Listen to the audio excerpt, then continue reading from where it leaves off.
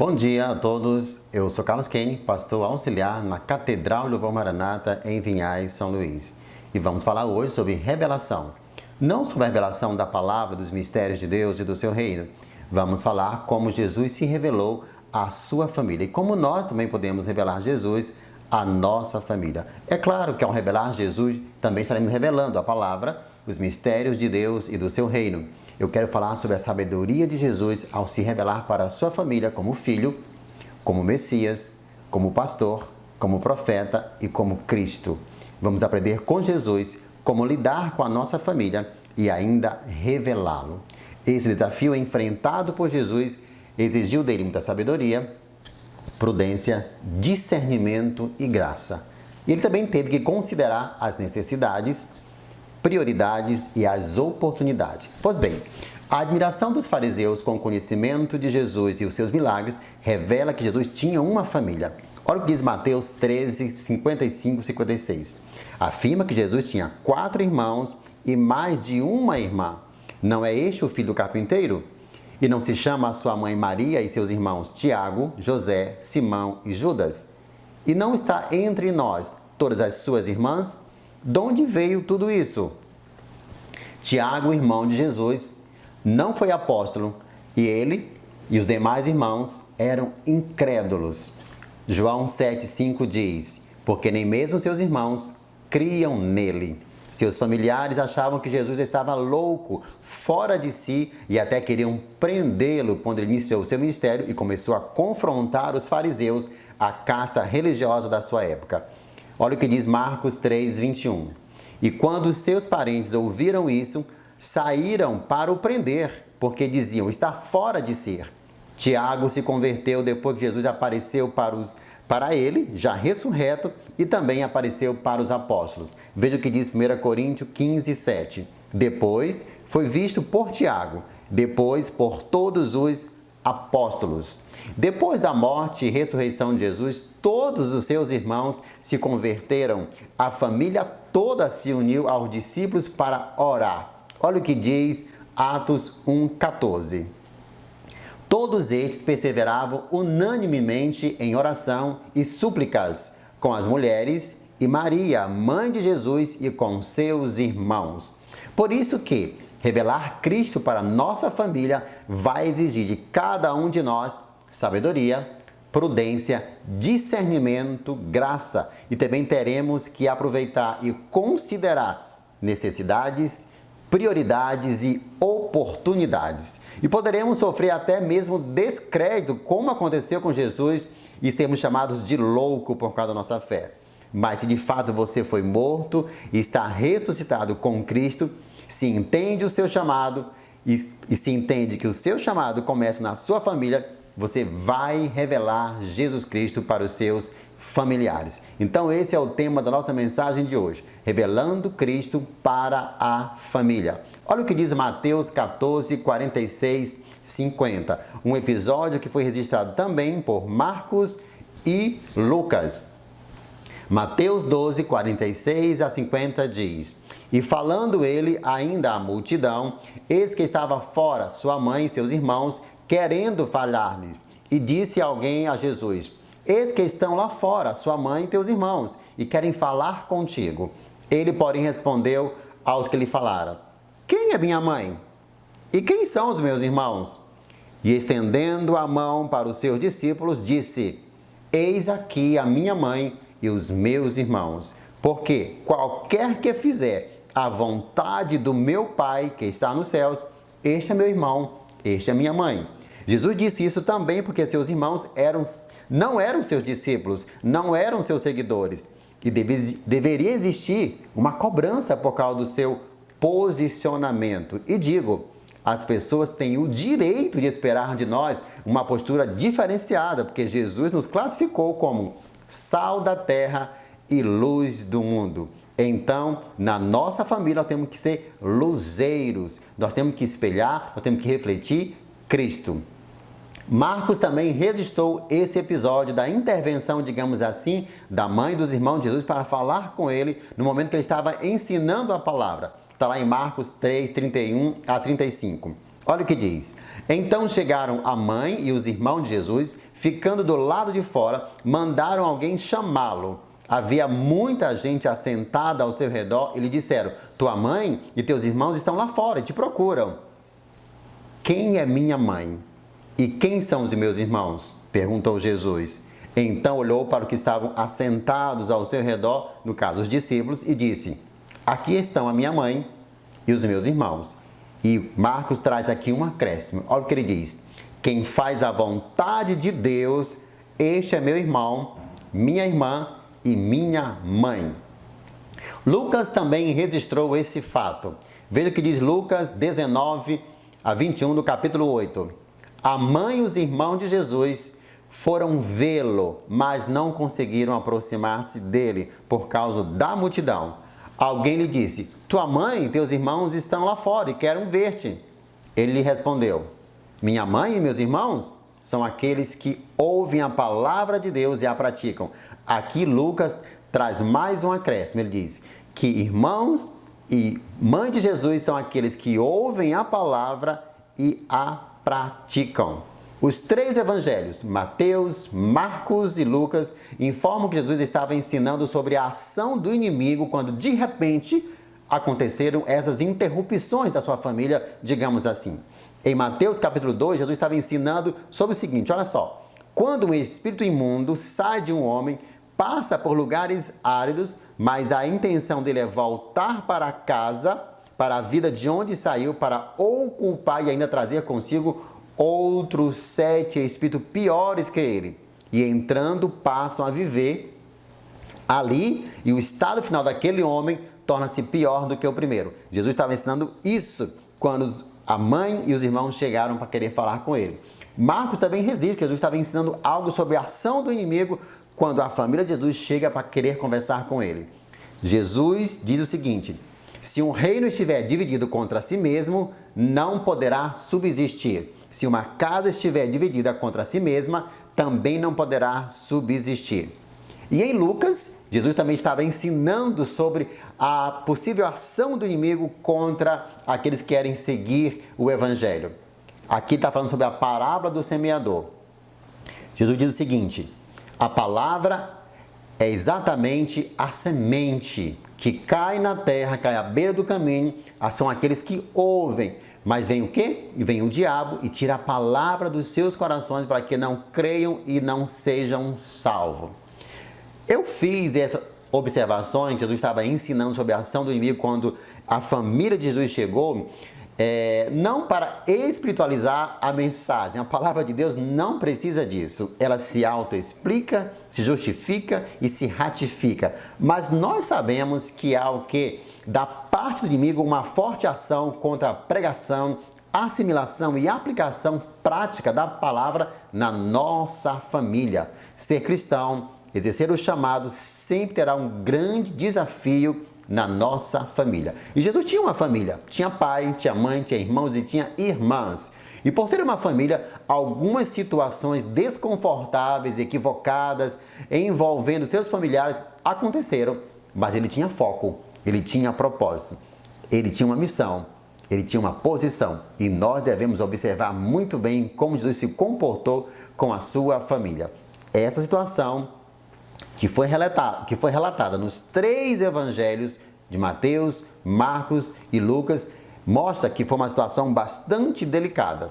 Os textos que nós lemos nos fazem entender que a mãe e os irmãos de Jesus desejavam ter a sua atenção, mas não tiveram a atenção de Jesus. E as falas, as atitudes de Jesus sempre trazem grandes lições, ensinamentos e princípios, já que as suas argumentações, as suas devolutivas eram sempre sábias e muito poderosas. Somente através desses fatos, antes mesmo de discorrer sobre esses textos principais da mensagem, já podemos o quê? Extrair lições envolvendo a nossa fé, a nossa missão, a nossa posição na família, a nossa missão, a nossa posição na nossa parentela. Considerando que Jesus estava ensinando antes, o que Jesus estava ensinando antes do desejo da família de ter a atenção de Jesus.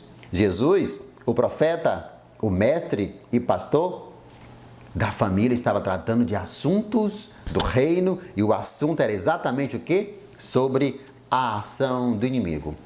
Primeiro ensino nós devemos ter aqui: o inimigo não se conforma em ser expulso da vida do homem e o seu intento é voltar e trazer 7 espíritos piores para que o estado final desse homem se torne pior do que o primeiro. Era o que Mateus estava ensinando quando a família de Jesus queria a sua atenção. Segundo ensino: se um reino estiver dividido contra si mesmo, não poderá subsistir. Se uma casa estiver dividida contra si mesmo, também não poderá subsistir. Era o que Jesus estava ensinando quando a família chegou para querer sua atenção. E Marcos resiste a isso. E agora Lucas traz também um ensino. A semente, que é a palavra de Deus, se cair à beira do caminho, que são os que ouvem, mesmo assim, vem o inimigo para tirar a palavra dos seus corações, para que não creiam e não sejam salvos. Foi o que Lucas registrou no seu evangelho, quando a família de Jesus queria a sua atenção.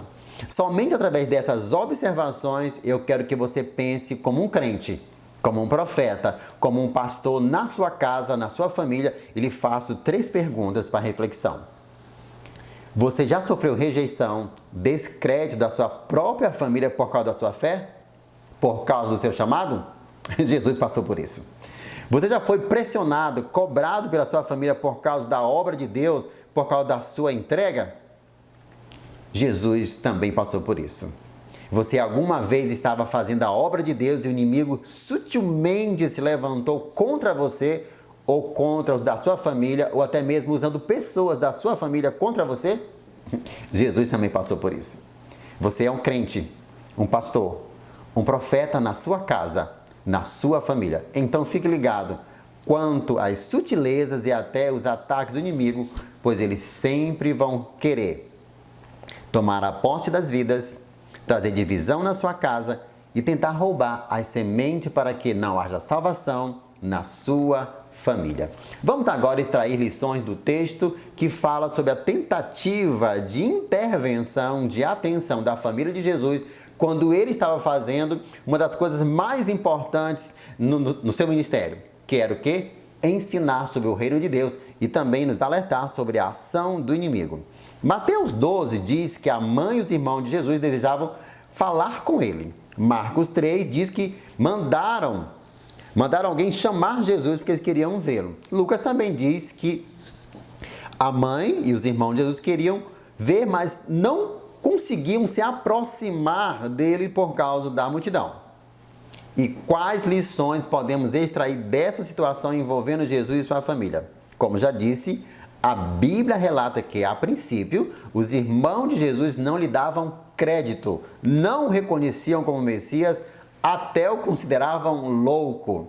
Outra realidade, Jesus sabia que Maria, uma simples e humilde mulher, por ser graciosamente escolhida para ser a sua mãe, mesmo sem mérito próprio, seria eleita, adorada como uma divindade.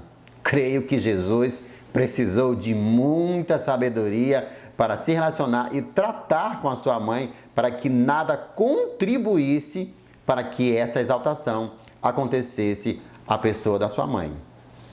Primeiro ponto, segundo esse texto que nós lemos aqui, de Mateus, Marcos e Lucas. Primeiro ponto, precisamos discernir quando os nossos familiares, crentes ou não, precisam da nossa atenção e quando a obra é a prioridade.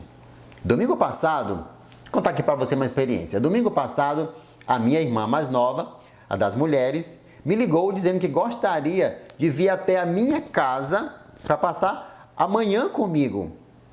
E se eu tinha tempo para recebê-la? Eu estava muito ocupado, porque nesse dia, pela parte da manhã, eu sempre faço os meus trabalhos, o meu serviço público, em home office. E eu faço isso com muito mais tranquilidade pela manhã. E também é o dia que eu tenho feito as minhas lives. E eu preciso orar, pesquisar, estudar. E eu queria até cortar meu cabelo nesse dia, mas eu discerni que esse era um momento importante para a minha família, para nós dois. E assim aconteceu. Ela ficou a manhã toda conosco, almoçou conosco, conversamos bastante e ela foi embora quase 14 horas. E eu ainda convidei a minha irmã para ficar mais um pouco, para banhar, descansar, tomar um café. Em contrapartida, olha só uma outra situação que aconteceu com a minha família. A minha outra irmã, que inclusive é uma irmã mais próxima de mim em razão das várias situações que nós já vivenciamos, me pediu para ministrar um curso sobre liderança na sua igreja. E eu disse que sim. Então eu estudei, pesquisei, preparei os slides, mas depois eu discerni. Não é um bom momento.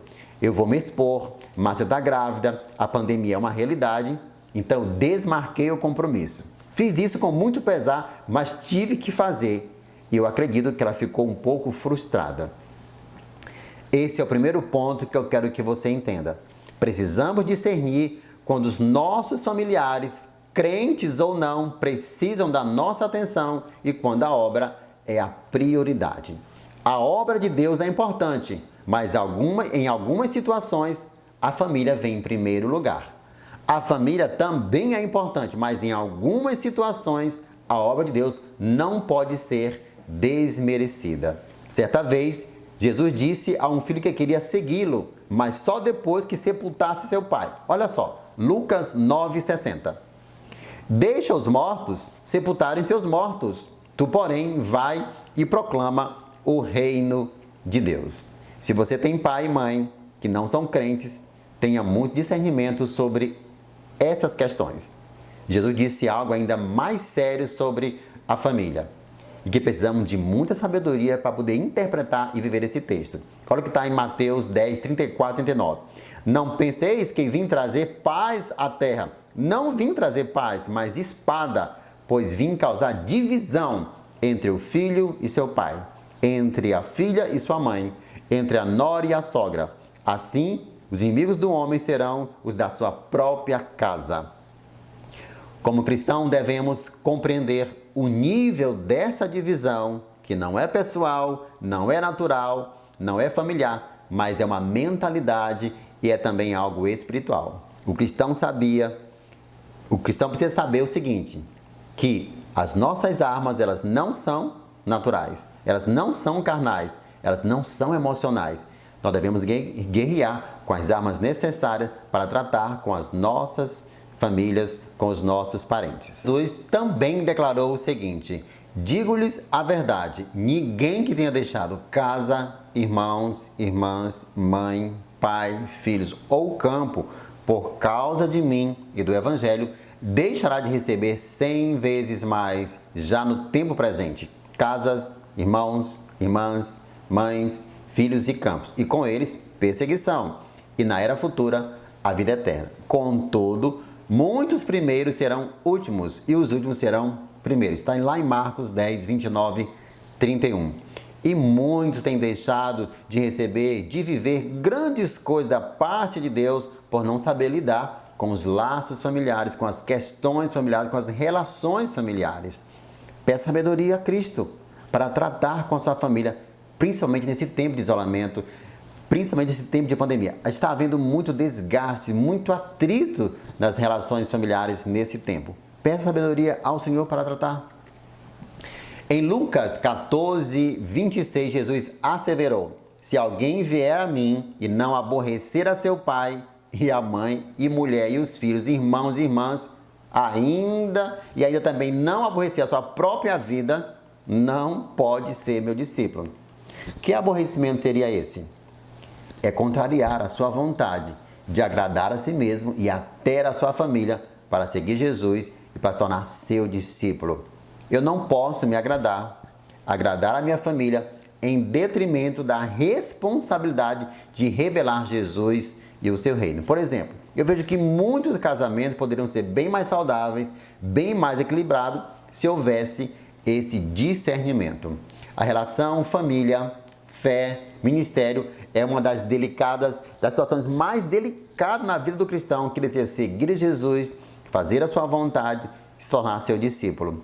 Precisamos de discernimento, sabedoria, graça para semear, regar, influenciar, priorizar o reino e revelar Jesus para a nossa família. E eu trago todos esses pontos para o contexto da família, porque nós devemos o quê? Revelar Cristo para a nossa parentela. Como? Fazendo a vontade do Pai na nossa família, sendo praticante da palavra na nossa família, sendo um discípulo de Jesus na nossa família. Continuando a situação com a família de Jesus, lá em Marcos diz o seguinte, ele perguntou, quem é minha mãe? E quem são os meus irmãos? Ele mesmo deu a resposta, qualquer um que fizer a vontade do meu Pai. E essa declaração pública foi muito forte por causa do contexto familiar da época de Jesus. Fazer parte da família de Deus não é mérito, não é glória humana, é pela graça. E pela graça qualquer um pode ser filho, mas tem que fazer a vontade do Pai, assim como Jesus. Jesus teve que usar de muita sabedoria para lidar com uma mãe piedosa, com a ausência do seu pai adotivo, digamos assim, José, e com a incredulidade dos seus irmãos. E Jesus foi ainda mais enfático, ele diz, minha mãe e meus irmãos são aqueles que ouvem a palavra de Deus e a praticam.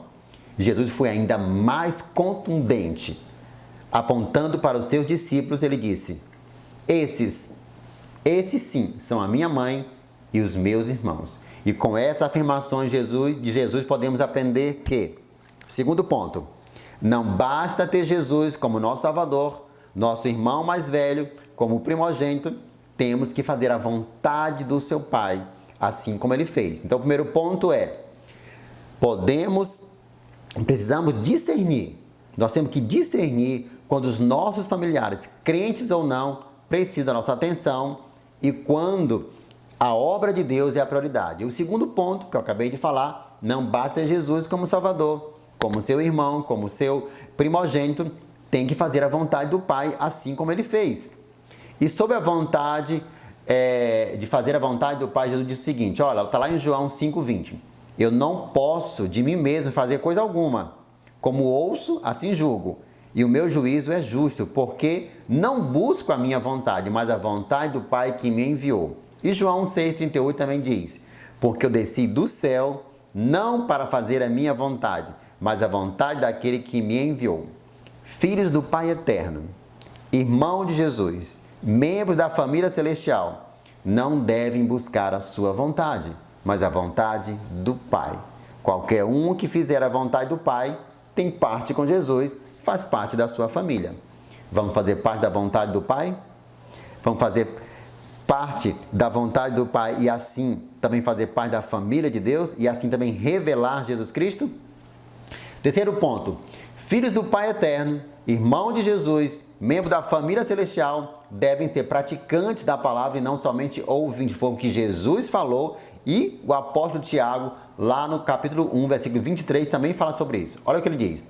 Porque se alguém é ouvinte da palavra e não é praticante, é semelhante ao homem que contempla ao espelho o seu rosto natural. Vamos ser praticantes da palavra de Deus na nossa família, para que o evangelho não caia em descrédito. Vamos falar menos e praticar mais o evangelho e ser como Jesus. Quarto ponto que eu quero tratar com você agora. Filhos do Pai eterno, irmão de Jesus, membro da família celestial, devem ser discípulos. E Lucas 14, 27 diz, e qualquer que não levar a sua cruz e não vier após mim, não pode ser meu discípulo. Vamos ser discípulos de Jesus na nossa família? Vamos revelar Cristo com sabedoria? Vamos ser mais prudentes? Vamos buscar discernimento para nos administrarmos as necessidades, para podermos entendermos as prioridades em relação ao reino e à nossa família? Vamos ser praticantes da palavra? Não foi fácil para Jesus, mas ele conseguiu. Nós também podemos conseguir nele e através dele. A verdadeira família de Jesus é formada por pessoas que levam o evangelho a sério e não por pessoas que apenas ouvem a palavra, mas que não se submetem a ela. Isso começa com você, que faz parte da família espiritual de Deus. Para pertencer à família de Jesus, requer renúncia, compromisso e um discipulado radical. Para fazer parte da família de Jesus é necessário morrer para o nosso eu, renunciar e deixar que Jesus reine em nós. As primeiras testemunhas dessa nova realidade espiritual da nossa vida devem ser quem? os nossos familiares. Não basta andar com Jesus, ouvir pregações sobre Jesus, pregar sobre Jesus. Temos que expressar o seu caráter. Que a nossa família tenha muitos discípulos de Jesus. Que comece com cada um de nós, comigo e com você. Amém? Que a sua família seja uma família bendita do Senhor, onde os seus familiares se convertem ao ver Cristo em você. Muito obrigado pela sua atenção e fiquem na paz.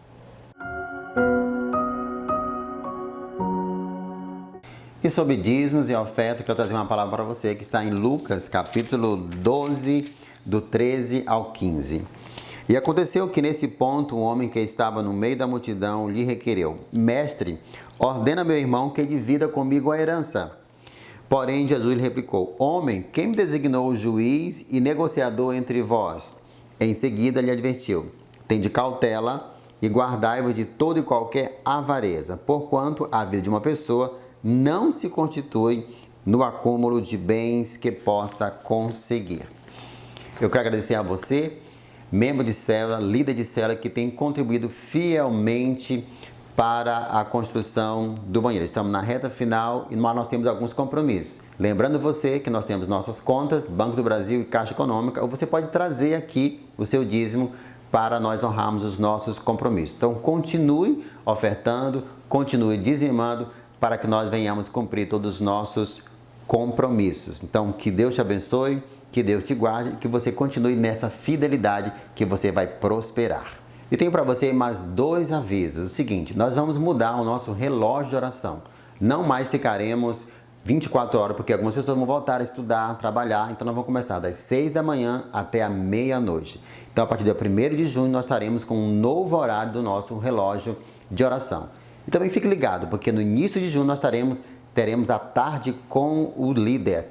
A pastora vai estar trazendo uma palavra sobre discipulado. Fique ligado nas nossas redes sociais, nos nossos canais, para que você não perca esse momento, nem o relógio de oração e nem a tarde com o líder.